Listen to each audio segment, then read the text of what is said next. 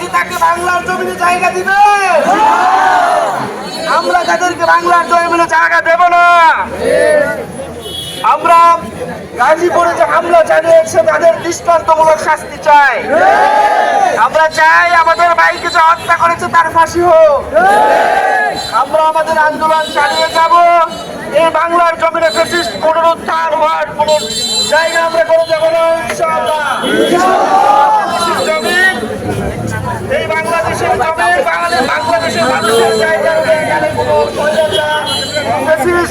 কোনো ধরনের হাসিনা সরকার আওয়ামী রেজিমকে দেশে আর চাকরি দলে দেওয়া যাবে না। সংগ্রামী ছাত্র জনতা, আমরা আপনাদের সাথে ছিলাম, আছি, থাকবো ইনশাআল্লাহ। আমরা আপনাদেরকে সাথে নিয়ে বিগত 16 বছর বাতিলের রোশনালে বন্দুকের সামনে বুক পেতে দিয়েছি। আপনারা বুক পেতে দিয়েছেন। আবারও যদি এরকম তারা আবার আমাদের সামনে আসতে চায়, আমরা আমাদের বুক পেতে দেবো এই বাংলাদেশের স্বাধীনতার জন্য। আমরা ভারতের দাবিদার হব না, ভারতের কাছে আমাদের মাথা নত করবো না। আমরা আজকের এখান থেকে ভারতীয় আধিপত্যবাদের বিরুদ্ধে আমরা স্লোগান তুলছি, দিল্লি না ঢাকা, দিল্লি না ঢাকা, গোলামি না আজাদি, গোলামি না আজাদি, আজাদি হোক আমাদের স্লোগান। আসসালামু আলাইকুম ওয়া রাহমাতুল্লাহ। সকলকে ধন্যবাদ জানিয়ে আমাদের বিক্ষোভ পরবর্তী সমাবেশ সেখানে আমরা সমাপ্ত ঘোষণা করছি।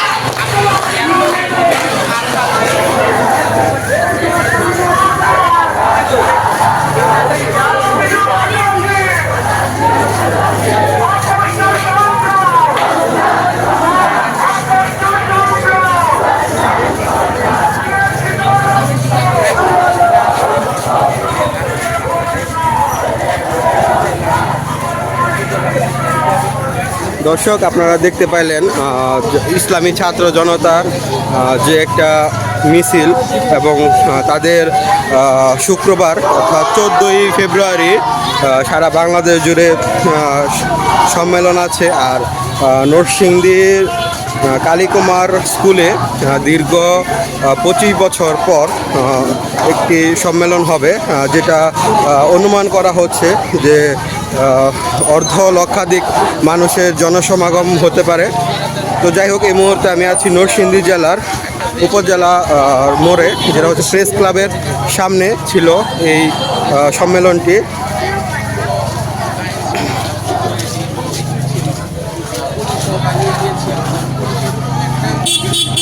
ফ্যাসিস্ট সরকারের বিরুদ্ধে করা এই সম্মেলনে তারা তাদের যে মতামত সেটি প্রকাশ করছিল এবং তাদের অবস্থান ছিল নরসিংদী প্রেস ক্লাবের সামনে।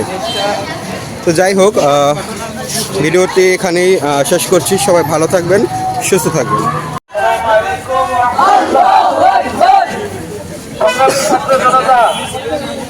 আপনারা দেখছেন 5 আগস্ট সরকার বিদায় নিয়েছে, আজকেও বারবার মানুষরা নিচ্ছে। তারা আশা করছে তাদের বুবু ফিরে আসবে। বাংলার জমিনে তাদের বুবু জায়গা হবে না। আমরা অপেক্ষায় আছি, তাদের বুবু ফিরে আসবে। আইনে